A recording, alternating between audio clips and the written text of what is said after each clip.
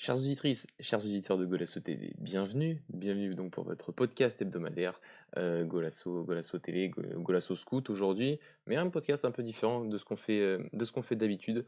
C'est vrai qu'on sur les Golasso Scout qu'on fait depuis le début de la saison et depuis le début de l'année d'ailleurs, on parle généralement d'un seul joueur, on évoque le parcours en formation, les caractéristiques, les axes de progression d'un seul joueur issu de la formation portugaise. Et aujourd'hui, on a décidé de faire plus général, plus en relation avec le championnat de première division, la Liga NOS, avec donc voilà, évoquer aujourd'hui plusieurs cas de jeunes joueurs qui nous ont impressionnés depuis le début de la saison dans différents clubs, des clubs d'ailleurs aujourd'hui, les 5 joueurs qu'on a choisis ne font pas partie des 4 grands, si on peut les appeler comme ça.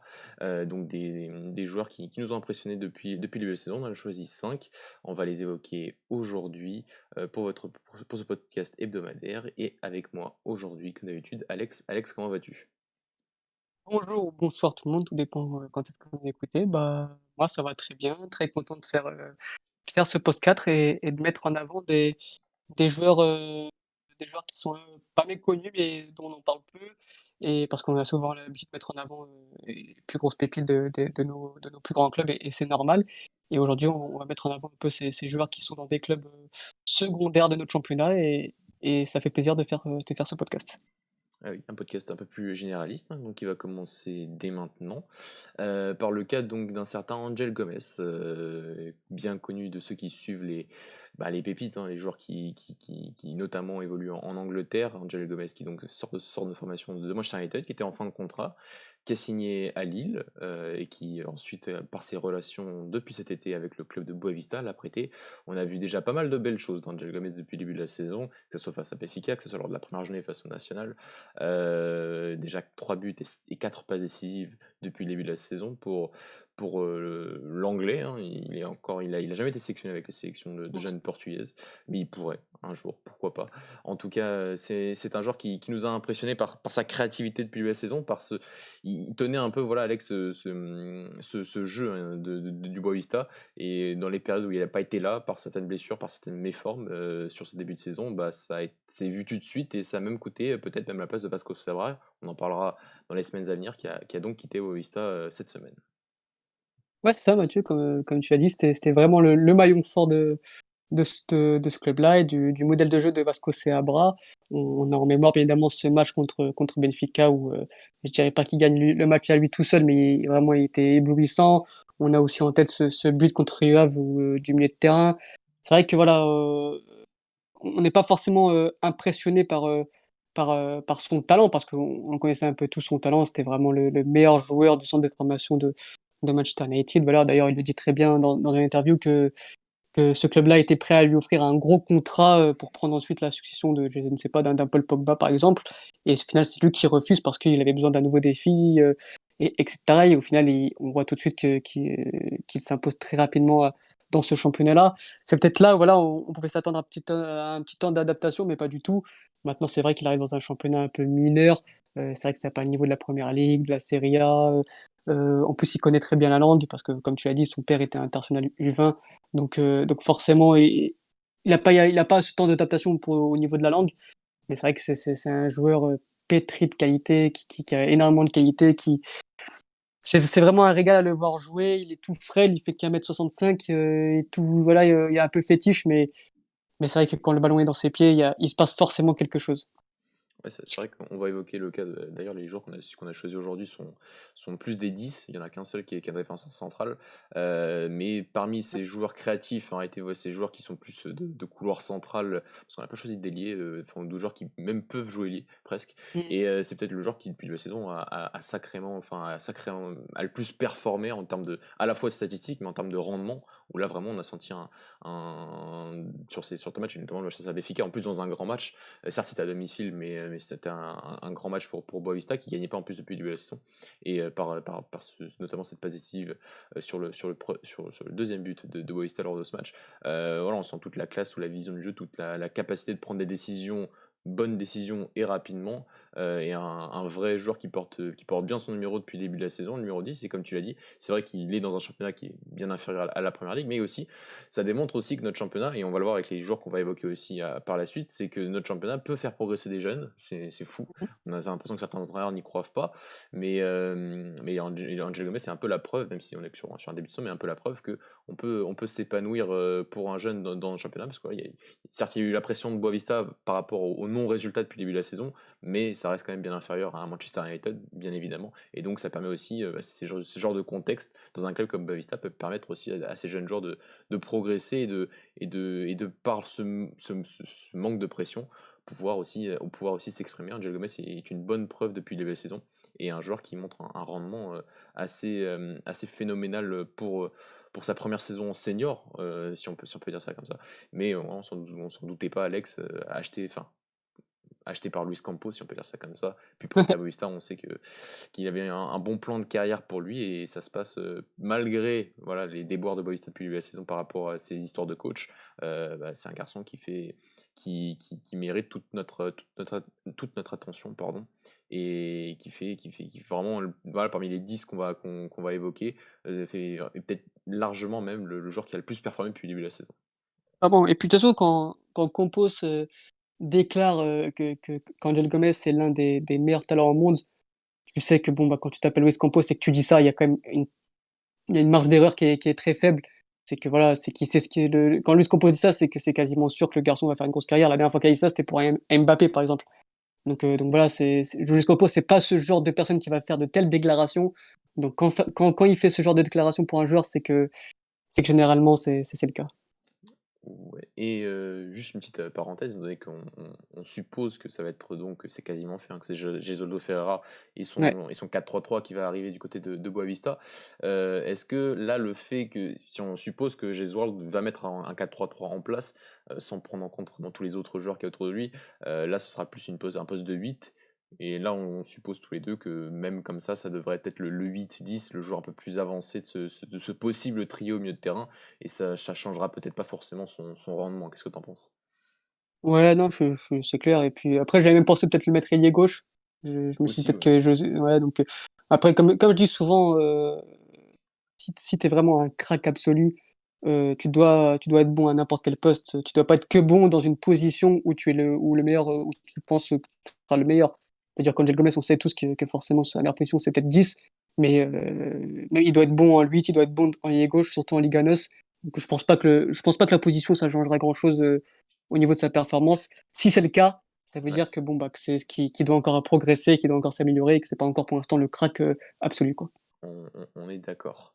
On va tout de suite passer donc à un deuxième joueur aujourd'hui. On va passer sur les deux joueurs qui jouent dans le même club. Un club qui, honnêtement, je vais pas vous le cacher, c'est pas un club que j'aime regarder. Pas par Ouais. rapport au coach, pas par rapport, parce que le coach en plus je l'aime bien et je trouve qu'on le taille très souvent pour pas grand chose, pour une réputation un peu surfaite au niveau défensif. C'est la Bessade. C'est un club que j'aime pas regarder parce que c'est par rapport à tout ce qui s'est passé par rapport à ce club et qui pour moi est limite pas un club mais une franchise au Portugal et donc ça voilà. Mais bon, faut quand même on regarde les matchs quand même, on en regarde quelques-uns.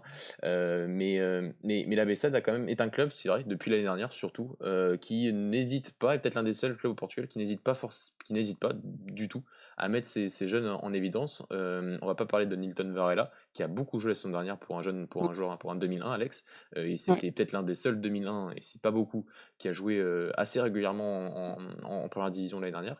Et donc on va juste commencer par un joueur qui est par contre lui formé à Belenien. Ensuite, on va parler d'un joueur qui est arrivé cet été. C'est Thomas Ribeiro, un jeune défenseur central 99 qui a fait ses gammes l'année dernière déjà, qui continue à être titulaire dans le modèle de jeu de Petit, qui est un peu le témoignage de sa bonne saison, de son bon début de saison, et le témoignage aussi du fait que la Bessade n'a encaissé que 4 buts dans cet exercice. Un garçon qui n'a pas connu les centres de formation des grands, il a été formé exclusivement à Belenenses, puis ensuite est passé par les U23 de la Bessade, donc il a toujours eu la même structure. Qu'est-ce que tu en penses de ce garçon, de son début de saison, de sa saison l'année dernière et de sa progression qui est linéaire et qui fait de lui quand même un bon joueur et qui me fait un peu penser aussi un peu à la progression de Gonzalo Cardozo qui lui aussi n'avait pas connu les grands centres de formation au Portugal et qui pourtant a fait son petit bonhomme de chemin en première division portugaise dans un club, Boavista, qui était à peu près dans les mêmes eaux du maintien milieu de tableau à l'époque. Puis, comme tu as dit, en plus il est gaucher, hein, donc il y a une bonne comparaison avec Cardozo. Mais ouais, non, j'adore, surtout quand tu connais un peu le parcours du joueur qui se fait les ligaments croisés. On se dit, bon, qu'à ce jeune âge, ça va être dur de revenir. Au final, il revient très bien, il te fait un excellent début de saison. J'avais d'ailleurs demandé à ce qu'il soit appelé en U21 parce que pour moi, avec son début de saison, c'est peut-être moins scandaleux qu'un David Carmo, mais je comprends pas comment tu ne peux pas appeler ce joueur après un tel début de saison dans l'une des meilleures défenses du championnat, parce que c'est la meilleure défense du championnat d'ailleurs, la Bessade. Ouais. Et voilà, à tout juste 21 ans, c'est très fort ce qu'il est en train de réaliser, Thomas Ribeiro. Voilà, il faudra suivre sa progression. Je ne pensais pas qu'il allait revenir à un tel niveau après sa blessure. Et aujourd'hui, il est solide dans cette défense à 3, il est complémentaire, il est bon dans le duel, il est bon dans la relance. Voilà, c'est un joueur qu'il faut mettre en avant parce que, actuellement, c'est l'un des meilleurs défenseurs jeunes de notre championnat et on le fait bien de le mettre en avant, aujourd'hui. Ouais, comme tu as dit, gaucher. Alors c'est vrai qu'on en a quelques-uns, des gauchers de son âge en plus, 99. On parle bien sûr de Diogo Leite et de David Carmo. Il est pas si grand que ça, ouais, il fait 1,85 m, mais il a quand même il a un bon jeu de tête, mais il a pas encore marqué en première division. Mais ouais, c'est un joueur qui a cette expression, encore une fois, des garçons qui peuvent s'exprimer dès qu'on leur laisse un peu leur chance en première division, dès qu'on leur laisse leur chance à ce niveau-là, peuvent enfin, se découvrir et simplement voir s'ils sont réellement prêts pour ce niveau. Et c'est vrai que, comme on l'a dit, la Bessade est un des clubs qui fait plus confiance à ses jeunes. Et c'est un joueur qui encore la semaine dernière, étant donné qu'il a joué face à Braga, a été excellentissime, vraiment. Ouais. Pas, enfin, c'est pas le match où on a plus vu ses qualités dans la relance, mais en tout cas dans la solidité défensive, dans l'anticipation. Un garçon en plus assez élégant en défense, c'est très positif et c'est encore une preuve qu'on peut faire confiance à ces jeunes. Bon, il est passionné, il a déjà 21 ans, c'est déjà un 99, donc il a une progression assez linéaire. Pas dans l'un des meilleurs centres de formation, mais en tout cas un club qui a des bons éducateurs et qui fait du bon travail. On parlera parce qu'il a pas beaucoup joué cette saison, Nilton Varela, il me semble. Non, c'est pas un Euh, titulaire. voilà, c'est pas un titulaire indiscutable depuis le début de la saison.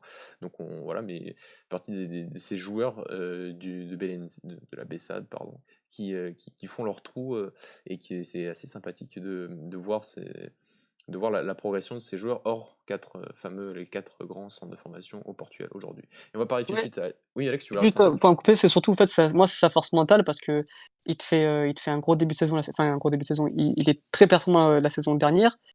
Il se fait ces ligaments-là et on se dit: «Bon, que ça va être cruel pour lui» et au final, bah, il revient bien et c'est franchement, Ouais. c'est une grosse force de la nature. C'est vraiment une belle preuve qu'il en a dans le ventre et je tenais à le souligner pour ce seul joueur et j'espère qu'il va continuer comme ça et que les blessures, l'épargneront. Ouais, après j'espère pas enfin je pense pas, hein, mais c'est vrai que le côté défense à 3 parfois peut favoriser, peut C'est vrai aider aussi. certains jeunes. C'est peut-être aussi une bonne solution de le mettre dans ce système-là et ça marche en tout cas, ça marche super bien depuis que Petit est là et depuis qu'il y a cette défense à 3. Et aussi oui, tu en as bien parlé, c'est vrai que c'est incompréhensible, c'est dommage parce que ce garçon-là, joue en première division portugaise, donc fait partie des joueurs qui doivent être, pour moi, sélectionnés en U21. Par rapport à certains qui n'ont pas été sélectionnés. Je ne reviens pas sur le cas Carmo, mais d'autres joueurs qui jouaient moins, surtout Thiago Diallo, même s'il commence un peu plus à jouer à Lille. Mais voilà, c'est dommage aussi pour le club parce que c'est peut-être une de ses seules opportunités de aussi pouvoir se montrer à l'international. Et ça peut essayer d'aider un club comme la Bessade financièrement. Donc c'est cette exposition et ça, c'est dommage de toujours tout concentrer sur un certain type de joueur ou un certain type de passé de joueur, surtout en U21. Un autre joueur, Alex, de cette BSAD, un joueur qui a aussi impressionné la semaine dernière, mais lui qui n'est pas formé du côté du club de Lisbonne, c'est Afonso Sousa, qui a un point commun avec Thomas Ribeiro, c'est les blessures, qui était à une époque, peut-être dans cette génération 2000, en tout cas, de mon point de vue, peut-être le meilleur relayeur à ce niveau, du côté de la génération 2000 du FC Porto. Depuis, il y en a beaucoup qui sont passés devant lui dans ces positions. Et au final, il a bien fait, il est parti. Il me semble que Portugal doit avoir encore des droits sur ses droits Ouais, dans économiques, 50 je crois, hein, 50% encore, donc je crois, hein. Ouais. il me semble. Donc voilà, mais En tout cas, il a fait le bon choix, il est parti. Et même si au départ, c'est vrai que par rapport au modèle de jeu défensif de Petit, on peut se dire que c'est pas le joueur qui va peut-être le plus s'affirmer, en tout cas le plus s'exprimer. Et pourtant, depuis le début de la saison, c'est très bien. Et il a marqué son premier but la semaine dernière face à Braga, un but magnifique face aux hommes de Carlos Carvalhal. Ouais, c'est exactement ça. C'est vrai que quand il arrive à la Bessade, on se dit: «Bon, bah, c'est vrai que qu'au niveau du modèle du jeu qui est plus basé sur des transitions rapides et cetera», Mhm. on se dit que ce joueur-là qui aime beaucoup les petits espaces, combiner et cetera, ça va être, peut-être compliqué pour lui, mais au final, bah, on voit qu'il s'intègre très bien. En plus, il y a une, tu sais, une progression linéaire, c'est-à-dire qu'il a pas commencé tout de suite titulaire. Petit l'a très bien géré franchement, voilà, il est rentré à chaque fois, 15-20 minutes, 10 minutes et à chaque fois, il faisait des très bonnes rentrées et maintenant, bah, c'est devenu un titulaire important depuis quelques semaines et il est en train de démontrer toutes ses qualités. Comme tu l'as dit, c'était un joueur qui était en avance sur des peut-être surtout sur un par exemple un Vitor Ferreira et petit à petit, il a pu progresser. D'ailleurs, bah, oui, ça en parlait comme l'un des meilleurs du centre de formation. Il y a eu Deco qui est devenu son agent, donc ça a fait pas mal de bruit et cetera. Mais voilà, c'est vrai qu'après il y a eu des Fabio Vieira, des Vitinha, des Romero Barro qui lui sont passés devant. Du coup, là, il a été obligé de s'exporter sur le côté gauche et même moi, pour moi, c'est un joueur axial, mais on voit très bien que même là, sur le côté gauche, il est très bon. Pareil, c'est un joueur très, très, très frêle, mais on voit que ses qualités techniques, comment dire, compensent un peu cette fragilité physique et au final, on voit que pour l'instant, il s'adapte très bien à Ligue 1 et franchement, je suis très content parce que j'avais des doutes. J'ai toujours su personnellement qu'il allait pouvoir être un bon joueur de notre championnat, mais aussitôt, je ne pensais pas et franchement, je suis très, très, très agréablement surpris. Ouais, parce qu'il y avait, bah, quand il était très jeune, pour moi, c'était même plus qu'un bon joueur du championnat qui pouvait être, hein. C'était Ouais, ouais, vraiment ouais, clairement, oui, oui. l'un des peut-être le meilleur relayeur de cette fameuse génération 2000 du FC Porto. Il a eu les blessures, il s'est fait les croisés, si je me trompe pas. Mmh. C'est ça. Et donc ouais, mais c'est vrai que après voilà, le fait que tu partes dans son information du FC Porto et que tu signes qu'à la Bessade qui sur le papier à la fin de cette saison doit jouer le maintien, peut-être qu'ils joueront pas le maintien, mais sur le papier en tout cas en début de saison on se dit ça. Donc mais le garçon a bien tenu, en tout cas mentalement, continue sa petite progression. Il a quand même pas Ouais, mal c'était joué bien. en. La saison voilà, il fait ce que j'allais dire, il fait une bonne saison cette C'est ça, dernière en ouais, B l'année quand dernière, il même. joue, il Ouais, joue, ouais. il joue quand même en B, donc voilà. Mmh. Mais bon, j'ai envie de dire, il faut bien partir le FC Porto parce que même les plus gros cracks de ce club ne jouent pas en A, donc c'est pas Afonso Sousa qui a du retard maintenant sur certains qui va jouer. Ça, je pense qu'il en était parfaitement conscient. Mais ouais, c'est un joueur que j'ai vraiment beaucoup aimé dans ses plus jeunes années. Mais je suis content de voir ça. C'est vrai que, en plus, voilà, on se dit toujours peut-être que pour un garçon, de partir de Porto et de signer dans un club comme la Bessade ou dans un club qui va jouer le maintien, peut-être une trop grosse régression pour continuer à en parler. Et pourtant, non, le garçon continue à faire parler de lui par ses qualités de 10. Voilà, il n'a pas le même rendement que qu'Angel Gomez depuis le début de la saison. Il n'a pas autant de temps de jeu, il me semble. Mais c'est un garçon qui aime ses espaces dans le couloir central, qui a une vraie relation avec le ballon et qui, sur le début de saison, en plus, avait des problèmes sur cette phase sur certaines frappes. J'ai l'impression qu'il avait une frappe vraiment, vraiment molle, Ouais, qu'il n'arrivait pas à s'adapter, que pour lui, le niveau senior, c'était. Et la semaine dernière, il met une frappe incroyable enroulée face à nous. Donc voilà, donc content et bah, on va suivre sa progression. De toute façon, c'est un podcast qui va, voilà, qui va traiter du début de saison, mais on sait que tous ces garçons-là ont encore même une énorme marge de progression et c'est pour ça qu'on en parle aujourd'hui. Afonso Sousa, donc, qui fait partie de ces jeunes créateurs, jeunes milieux de terrain qui font du bien à notre championnat, à la globalité de notre championnat par leur créativité. et c'est Euh, juste, je peux Bien compléter, sûr. Mathieu, au niveau de son entourage. C'est vrai qu'il a l'air quand même très, très bien entouré, le garçon. Son Ah, père était et un son ancien père. footballeur, Ricardo Suarez. C'est Ricardo Suarez, hein, je dis pas ouais, N- ouais, c'est ça. Non, Ricardo Souza. Non, Ricardo Souza, oh là là, je suis fatigué moi. C'est ça, il y a son grand-père aussi Oui. qui est aussi un ancien footballeur. Donc donc voilà, le garçon, est dans une famille foot qui a qui ont déjà eu ce passif de footballeur professionnel. Il est voilà, son agent c'est Deco, donc vraiment tu vois vraiment que son entourage est très professionnel. Donc c'est pas le genre de gamin ou de joueur qui risque de faire des choses bizarres j'ai l'impression qu'il vraiment il a un plan de carrière établi et c'est ce qui laisse présager quand même un avenir assez radieux pour lui. Ouais, je suis d'accord donc son père Ricardo Souza qui doit encore entraîner Beira-Mar, il me semble. Je Ouais. l'ai aussi, c'était le cas l'année Mmh. dernière, je pense, je crois qu'il a pas changé. Son papa qui d'ailleurs, si je me trompe pas, a été capitaine du Beira-Mar, et a gagné la coupe du Portugal il y a 20 ans, dans ce même Estado do Jamor, le stade actuel de la Bessade. Et il me semble qu'il marque le but de la victoire et le premier but en professionnel de son fils, en tout cas en première division, c'est un but à l'Estado do Jamor. Donc la Ouais. petite coïncidence et une famille de footballeurs, une vraie famille de footballeurs. Son grand-père aussi, comme tu as dit, été un grand joueur de notre championnat. 2 derniers noms, Alex, avant de terminer. Le premier, c'est un garçon qui a fait un grand match la semaine dernière à l'Estado do Dragão, Rafael Barbosa, qui a lui aussi un parcours un peu atypique depuis son départ. Enfin, il est officiellement, il appartient plus au Sporting, il me semble. Après de successifs prêts à la fois au Portimonense, à la fois à Passos, l'année dernière à Estoril en deuxième division. Donc il ne fait pas une mauvaise saison, d'ailleurs il fait même une plutôt bonne saison, hein, Oui. à Estoril. Et donc là, il retrouve la première division dans une équipe qui a des difficultés depuis le début de la saison, mais a montré les signes encourageants la semaine dernière face à Porto, l'équipe de Tondela, et un Rafael Barbosa qui a été très bon la semaine dernière, comme j'ai dit, face à Porto, qui avait été aussi bon, l'un des peut-être les meilleurs joueurs de cette malheureuse défaite 4-0 face à Braga au mois de septembre. C'est peut-être pas le joueur qui a le plus de potentiel dans les joueurs qu'on a cités, mais c'est un joueur intéressant, lui aussi un créatif, lui aussi un joueur qui a une belle vision du jeu, une bonne qualité de passe et qui peut-être sera peut-être le facteur X d'un possible maintien en fin de saison de Tondela, Alex. Ouais, clairement. Après, à la différence d'un Angel Gomez et d'un Afonso Sousa, je le trouve quand même moins créateur, moins dans la vista, dans la passe et cetera. Moi, j'ai l'impression que c'est plus un puncher, en fait, mais après oui, il est capable aussi de faire de très bonnes passes, mais j'ai l'impression que c'est plus un joueur de profondeur, de percussion, en fait.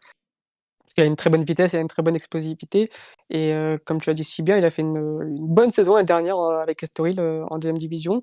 Là, il confirme avec Tondela. C'est un joueur qui au Sporting était considéré comme l'un des meilleurs joueurs du centre de formation. D'ailleurs, il était toujours bien considéré. Il a été aussi en espoir en U21 du Portugal. Il avait été convoqué plusieurs fois et après c'est un peu perdu de vue. On l'a un peu perdu de vue, mais là, depuis là, je suis très content de son début de saison. Il montre comme quoi, bah, il a les capacités pour devenir un bon joueur de notre championnat et on espère qu'il va continuer ainsi.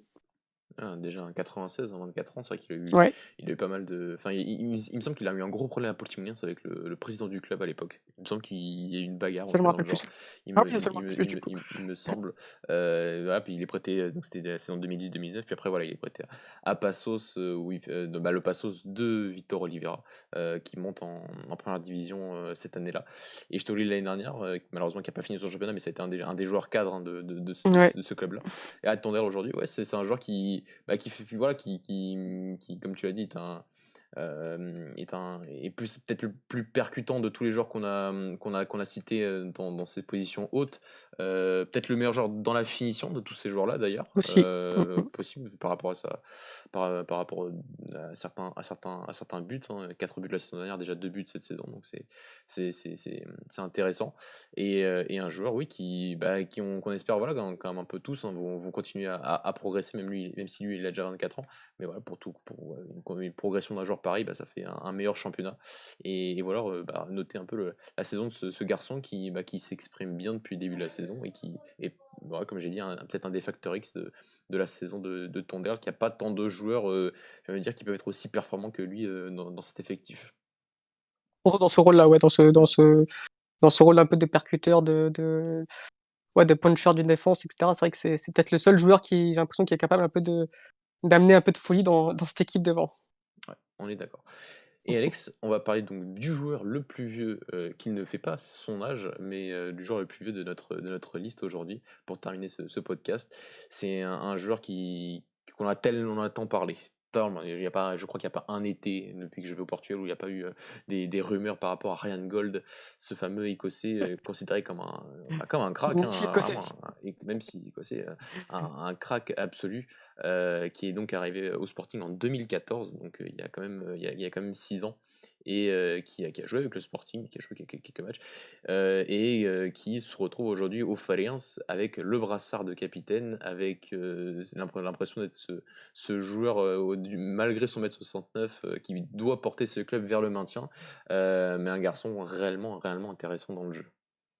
Ouais, c'est ça, je me rappelle, de son arrivée au Sporting où c'était considéré comme le messie écossais qui voilà, c'était le crack absolu, du club qui allait les jouer forcément à du Sporting et cetera et au final, bah, il a jamais pu prouver toute sa qualité dans ce club-là. Il y a eu de nombreux prêts à chaque fois, je me rappelle à Setúbal, à Aves par exemple, voilà, il s'est un peu perdu là-bas. Après il revient, il repart.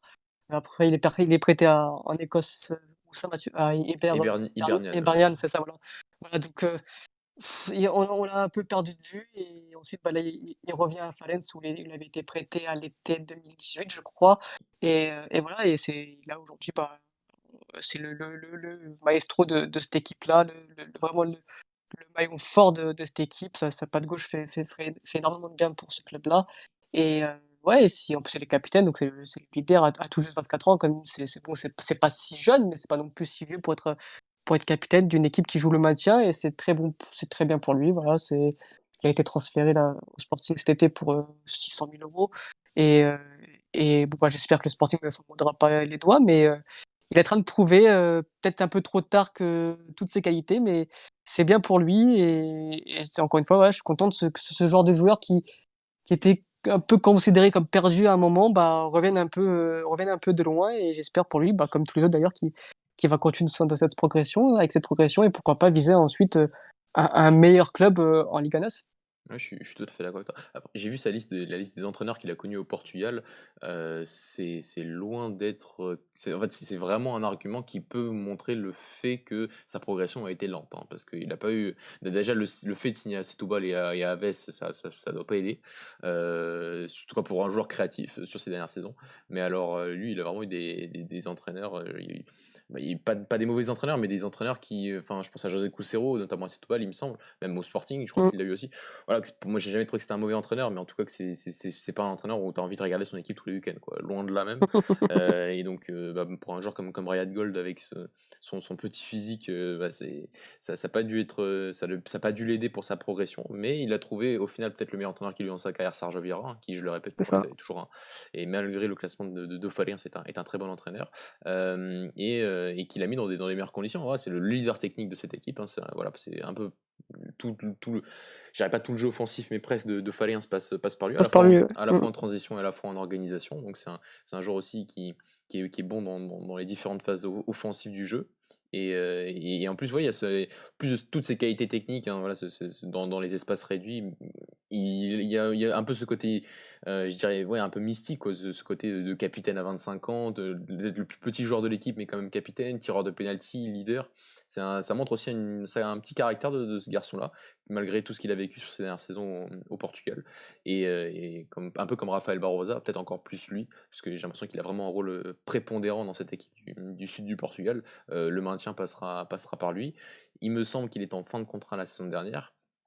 Pardon, la saison Prochaine, prochaine, en la juin, saison ouais, prochaine. ouais, ouais, c'est Il est ça, en, il est en en fin début de d'intérêt. contrat. Donc, je suppose que s'il ne prolonge pas, ce sera. Enfin, même s'il prolonge, j'ai envie de dire que vu ce qu'il fait, si c'est sa progression linéaire, comme pour tous les garçons qu'on cite aujourd'hui, déjà à la fin de la saison, il aura des prétendants, surtout en fin de contrat.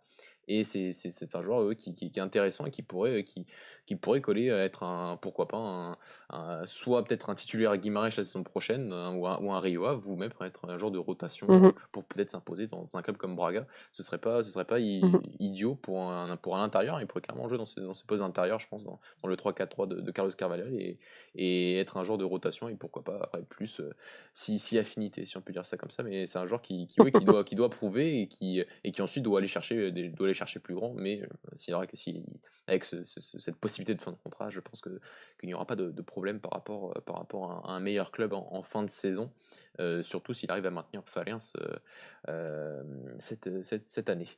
Clairement. Euh, Alex, est-ce que tu as un petit mot à rajouter sur Ryan Gold ou sur un des joueurs qu'on a évoqué aujourd'hui? Mmh. Non, non, c'est bon, on espère qu'Angel Gomes fera le bon choix et que choisira la sélection portugaise. Voilà, c'est un bon mot de la fin. Voilà.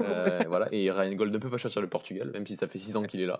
Je crois pas, hein, il me semble qu'il je sais pas s'il a des sélections avec l'Écosse, c'est pas écrit ici. Droite, attends, c'est vite fait. Bon, on va pas aller Écosse, non, il a pas de sélection encore on avec n'a pas de l'Écosse. sélection. Bon, bah, Ouais. U21, oui, mais pas. bah, voilà, donc on va pas aller jusque-là, mais en tout cas, il fait un excellent début de saison, l'Écossais. Donc voilà, on va conclure notre podcast ici. Alex, pour ces 5 jours-là, ce sera pas le dernier. Il y a d'autres joueurs, hein, qui sont intéressants depuis le début de la saison. On en a parlé, Valenzuela, Famali, quand Luther Singh du côté Ouais. de Passos. Donc on refera un podcast en cours de saison sur ces garçons-là. Et voilà, Alex, donc pour terminer, merci de nous avoir suivis pour ce podcast. N'hésitez pas, pardon, à nous suivre sur nos différents réseaux sociaux, Facebook, Twitter, Instagram, à nous suivre aussi sur un petit pouce bleu sur YouTube, à nous suivre sur Twitch maintenant. On se retrouve la semaine prochaine, et d'ici là, portez-vous bien. Ciao. Ciao.